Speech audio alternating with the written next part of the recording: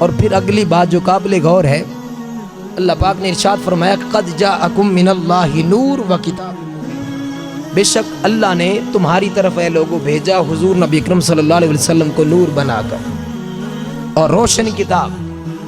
اب حضور کا ذکر اللہ پاک نے پہلے کیوں کیا اور کتاب قرآن مجید کا ذکر اللہ پاک نے بعد میں کیوں کیا؟ یہ بات قابل غور ہے کہ پہلے حضور کا تذکرہ اور پھر قرآن کا۔ اس کی وجہ یہ ہے کہ لوگوں سن لو، میں نے اپنے محبوب کا تذکرہ پہلے کیا اور اپنی کتاب قرآن کا تذکرہ بعد میں کیا، کہ جن کا تعلق حضور کے ساتھ محبت والا ہو جائے گا، جن کے دلوں میں تاجدار کائنات کی محبت ہوگی، جن کا تعلق تاجدار کائنات کے ساتھ مضبوط اور پختہ ہوگا، انہی کا تعلق قرآن سے مضبوط ہوگا۔ جن کا تعلق تاجدار کائنات کے ساتھ محبت والا ہوگا، انہی کو قرآن کی سمجھ بھی آئے گی، قرآن کی معرفت بھی ملے گی۔ جن کے دلوں میں تاجدار کائنات کی محبت ہوگی، تاجدار کائنات کی عظمت ہوگی، انہی کو اللہ پاک قرآن کی بھی سمجھ عطا فرمائے گا۔ اس لیے فرمایا کہ قد جاءکم من اللہ نور و کتاب مبین۔ اب اگر کوئی یہ چاہتا ہے کہ قرآن کے ذریعے اس کو علم ملے، اگر کوئی چاہتا ہے کہ اسے قرآن کی ہدایت نصیب ہو، قرآن فہمی نصیب ہو، تو اس کے لیے لازم ہے کہ اس کے گلے میں تاجدار کائنات کی غلامی کا پٹا ہو۔ اس کے لیے لازم ہے کہ اس کا تعلق گنبد خضرا سے مضبوط ہو۔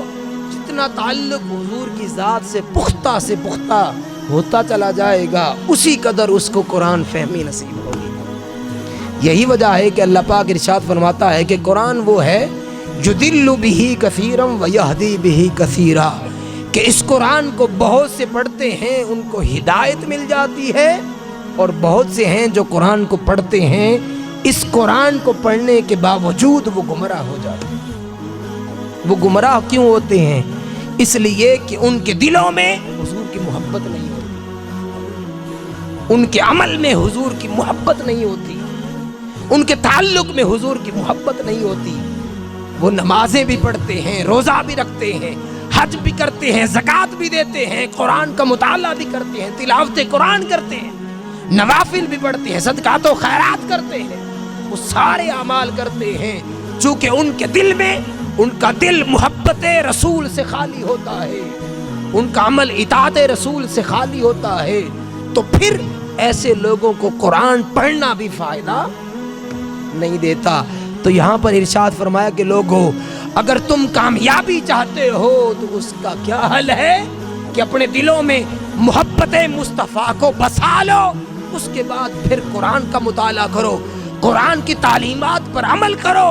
اگر اس چیز پر عمل کر لوگے تو پھر اس دنیا میں بھی تم کامیاب ہوں گے اور آخرت میں بھی کامیاب۔ اس ویڈیو کو شیئر ضرور کیجئے، ہو سکتا ہے آپ کے ایک شیئر سے یہ بات کسی کے دل میں اتر جائے۔